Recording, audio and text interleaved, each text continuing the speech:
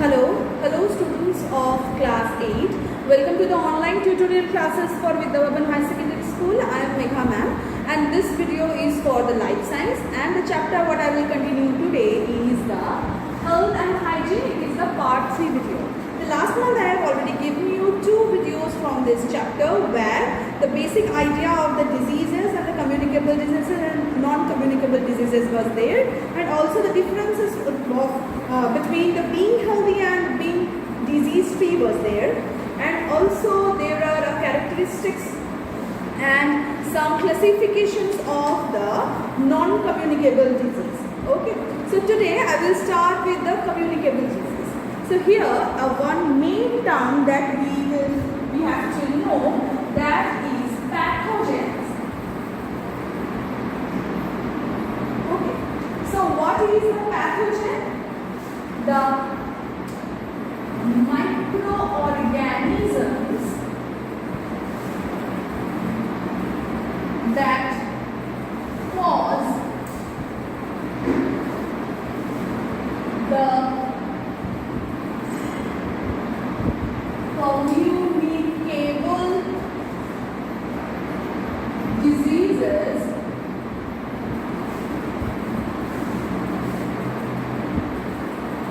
are called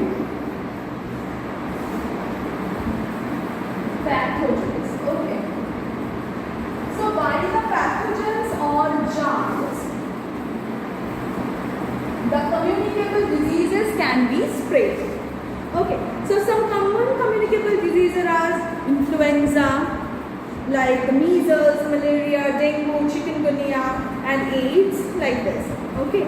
So now by a chart we will discuss the name of the disease along with the causative agent of it and the mode of transmission, symptoms and prevention of it.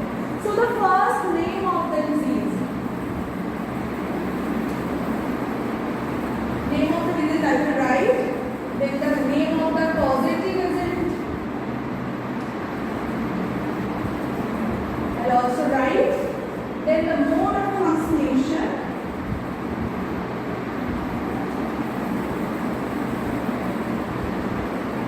I will discuss. Next the symptoms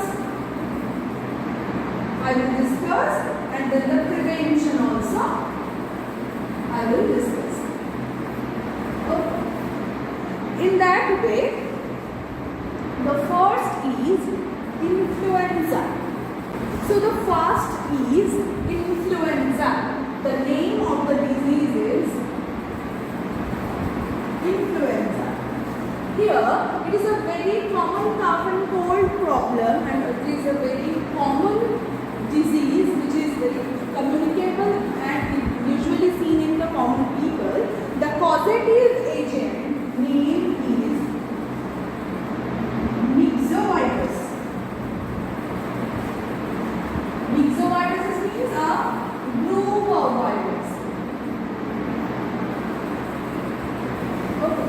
So now the mode of transmission.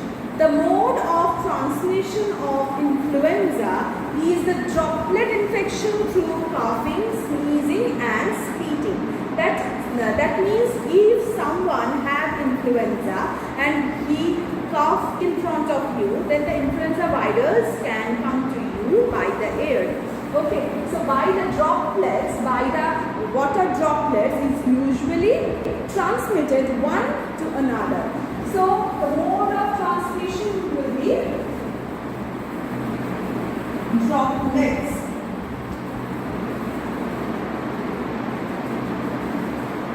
So now, what are the symptoms we usually have? The common symptoms are sudden fever with headache, sore throat, muscular pain, coughing and sneezing, etc. So, symptoms are fever, sore throat, muscular pain, coughing,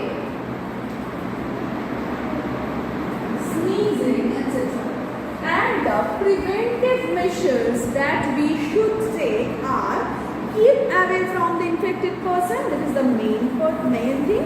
Then and also the cover your mouth and nose while coughing or sneezing. So the one is keep distance. Keep in distance with infected person.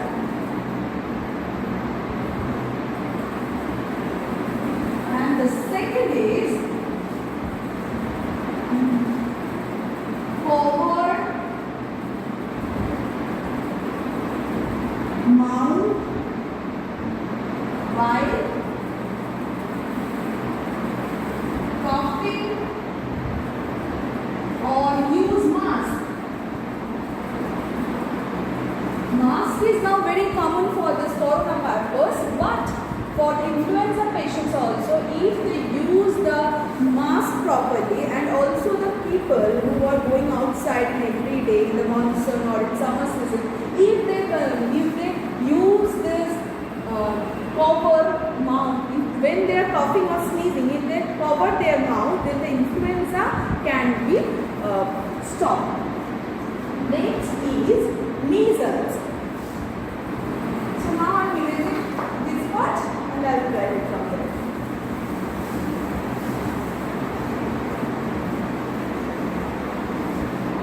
So the next one is measles.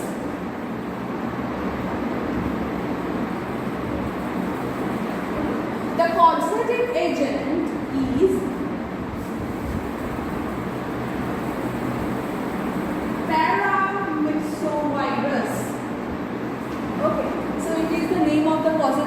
agent, that is paramyxovirus. Now, what are the mode of the transmissions? It's also by the droplet infections, right? Droplets.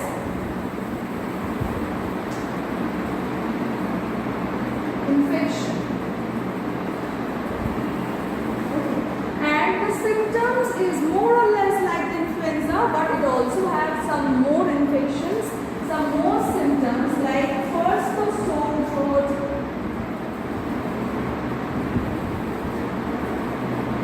watery eyes. The main thing is small spot appears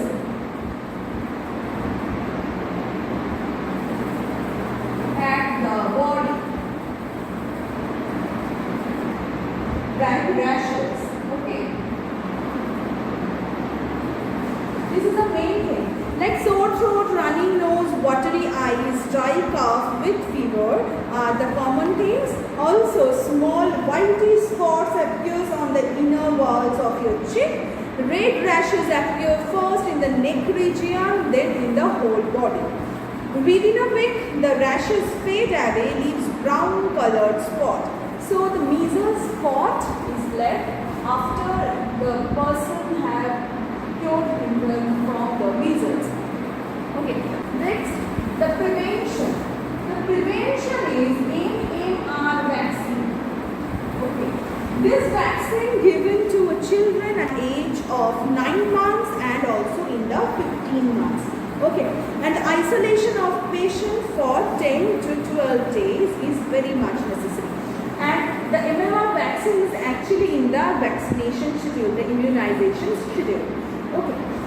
So today I have discussed about this influenza and measles in detail and also about the pathogens. In the next class I will continue this part with some of new diseases. Till then, thank you.